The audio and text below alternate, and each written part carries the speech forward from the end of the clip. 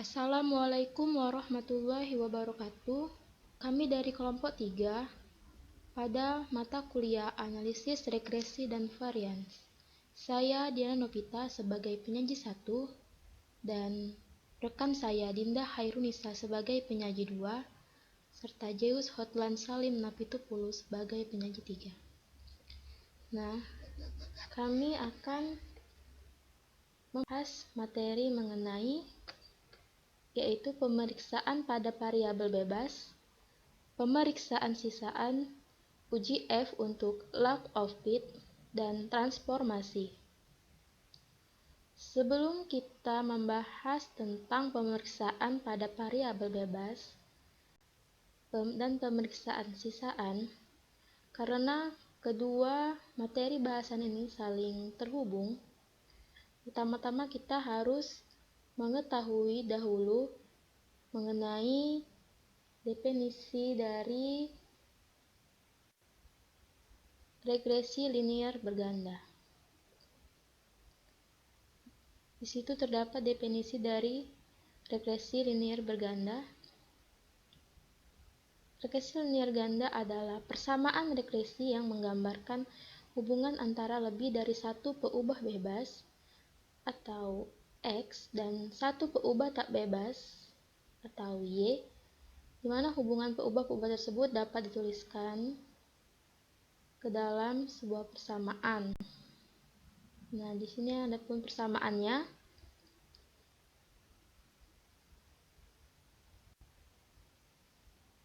Nah, lalu setelah kita mengetahui apa itu pemeriksaan pada variabel bebas, itu dilihat melalui beberapa asumsi, yakni asumsi yang harus dipenuhi dalam analisis regresi ganda adalah tidak ada asumsi yang harus dipenuhi dalam analisis regresi ganda adalah tidak ada multikolinearitas atau korelasi antara variabel independen. Heteroskedastisitas atau variansi error konstan, normalitas atau error berdistribusi normal, dan autokorelasi atau error bersifat acak. Untuk multikolinearitas, adapun syaratnya, pertama, multikolinearitas atau kekolinieran ganda adalah terjadinya korelasi antara peubah bebas. Model regresi yang baik seharusnya tidak terjadi korelasi antara peubah bebas. Kemudian, metode yang banyak digunakan untuk mendeteksi adanya multikolinearitas adalah faktor inflasi ragam atau variance inflation factor atau VIV, serta multikolinearitas terjadi jika nilai VIV-nya lebih besar dari 10. Nah, untuk heteroskedastisitas, syaratnya adalah ragam galat diasumsikan konstan dari satu pengamatan ke pengamatan lain. Hal ini disebut dengan homoskedastisitas. Jika ragam galat berbeda, maka disebut sebagai heteroskedastisitas. Model regresi yang baik adalah tidak terjadi heteroskedastisitas. Untuk mendeteksi heteroskedastisitas adalah dengan membuat plot nilai dugaan yang dibekukan atau standardized predicted value dengan sisaan yang dibekukan standardized residual. Kemudian jika ada pola tertentu atau bergelombang melebar kemudian menyempit, maka terjadilah heteroskedastisitas. Jika tidak ada pola yang jelas serta titik-titik atau sisaan menyebar di atas dan di bawah angka 0 pada sumbu Y, maka tidak terjadi heteroskedastisitas.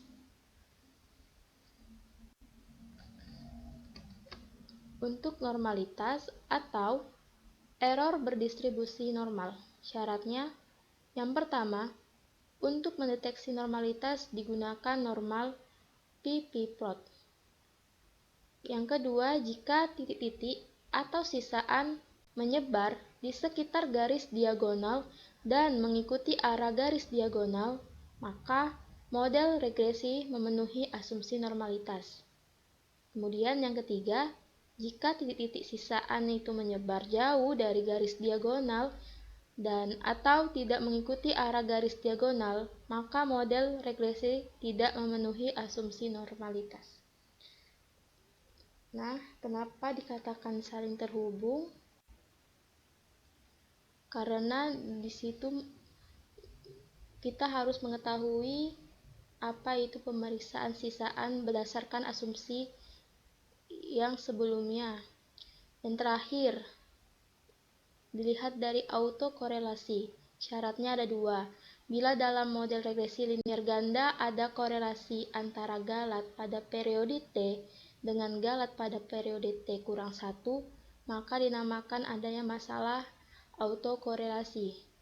Model regresi yang baik adalah model regresi yang bebas dari autokorelasi. Nah, pemeriksaan sisaan dilihat dari berdasarkan penduga bagi ragam sisaan atau galat. Penduga bagi ragam error atau sisaan dari model populasi adalah dengan asumsi bahwa pemeriksaan sisaan dilihat dari berdasarkan penduga bagi ragam sisaan atau galat.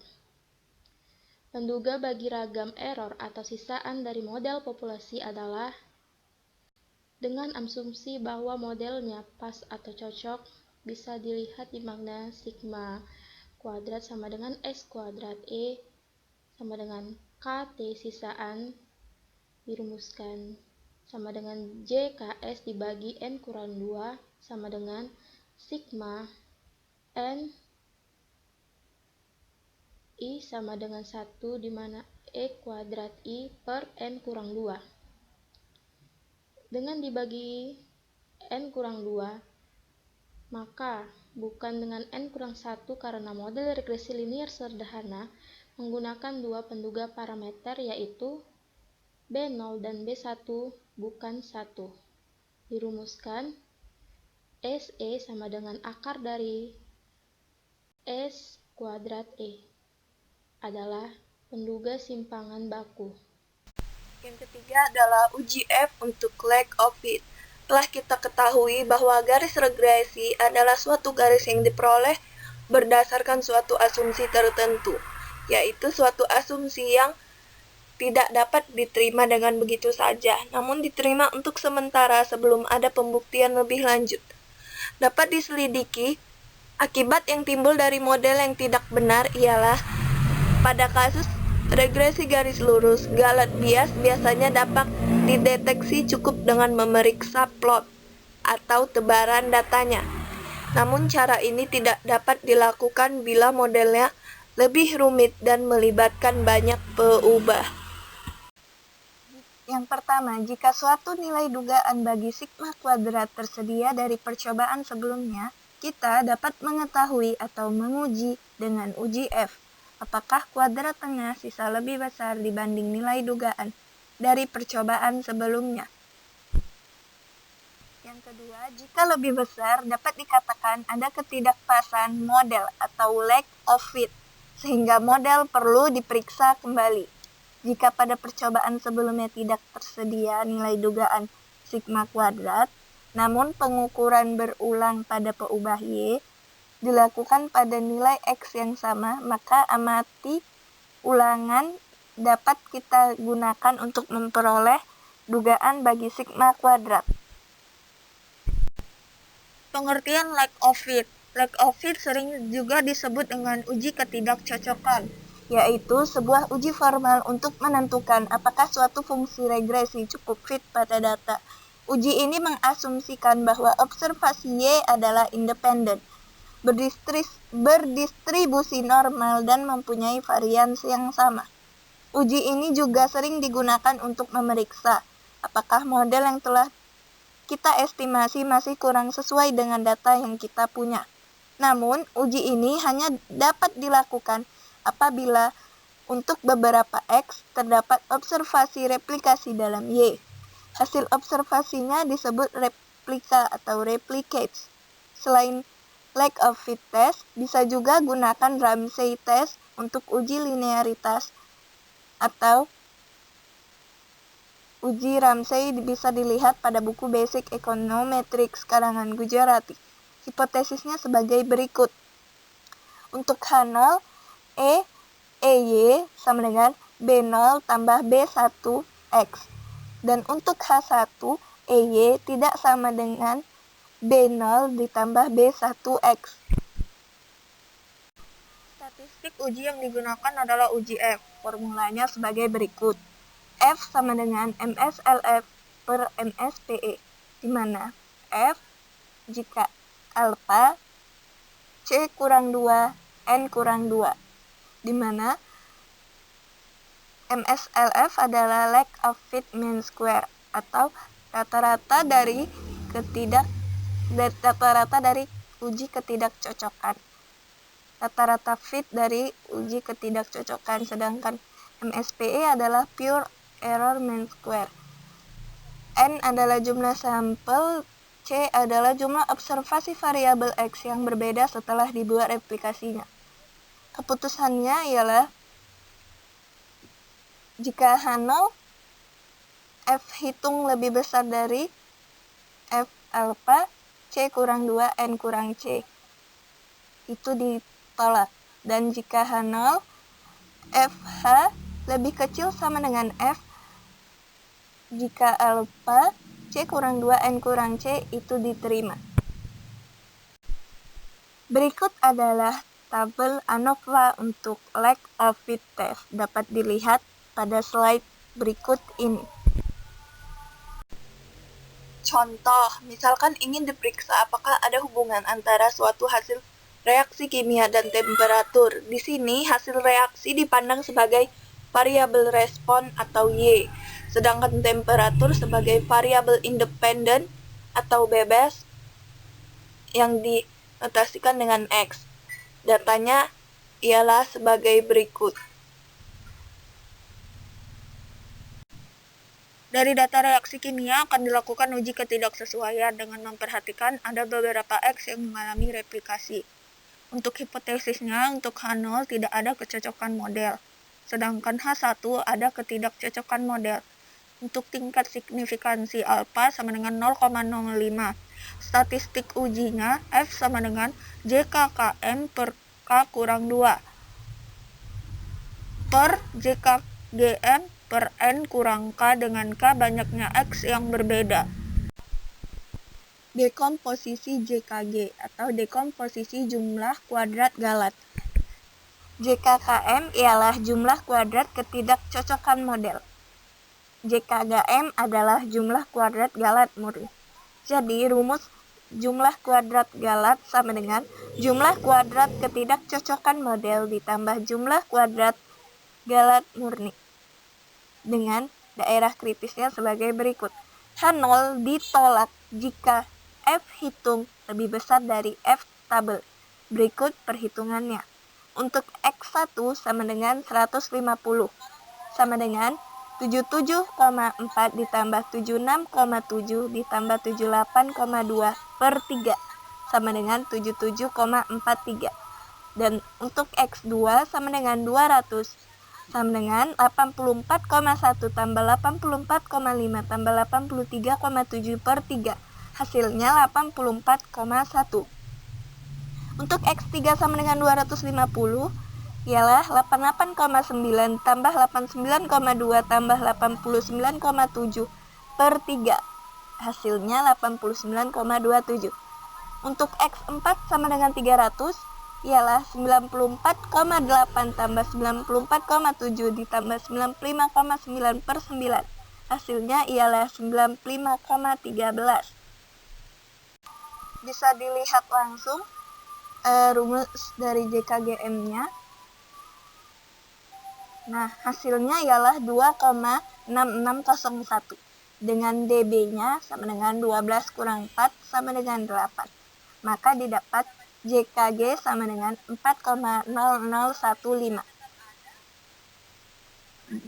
Maka JKKM sama dengan JKG dikurang JKGM sama dengan 4,0115 dikurang 2,6601. Hasilnya ialah 1,3514 dengan DB sama dengan 2. Jadi, F hitung sama dengan 0,6757 per 0,33253. Hasilnya ialah 2,03. Sedangkan pada F tabel sama dengan 2,8,0,05 sama dengan 4,46. Karena F hitung lebih kecil dari F tabel, maka H0 diterima. Artinya, tidak ada kecocokan model atau dapat dikatakan regresinya cocok.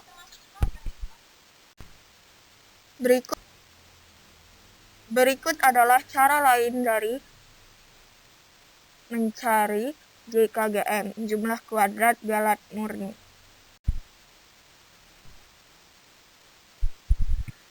Decomposition of error sum of squares. Nah, ini dia rumus dari dekomposisi of SSE. Berikut adalah ilustrasi dari contoh soal yang di atas tadi. Selanjutnya, proses perbaikan data bagian transformasi.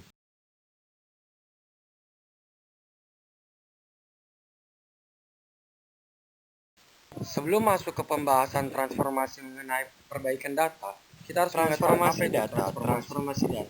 Transformasi adalah salah satu cara yaitu bentuk data, sifat dengan merubah skala pengumpulan dan lainnya menjadi bentuk yang lain yang masih memiliki nilai sama, sehingga data dapat memenuhi kriteria uji asumsi klasik. Tertulis dalam buku Ghazali tahun 2016.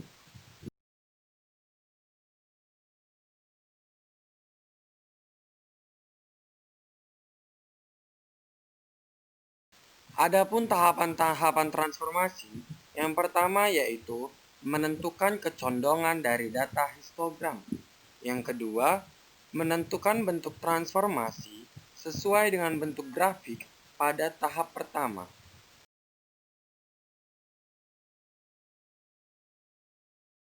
Kedua tahapan tadi, ini dia tahapan pertama adalah gambar jenis kecondongan data.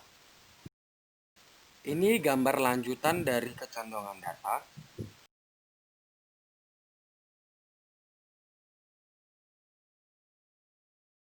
Ini untuk tahapan kedua, yaitu menentukan bentuk. Di sini saya sajikan pada tabel beberapa bentuk-bentuk transformasi, dari mulai bentuk grafik histogram sampai severe negative sneeze. Sekian penjelasan dari kami. Terima kasih.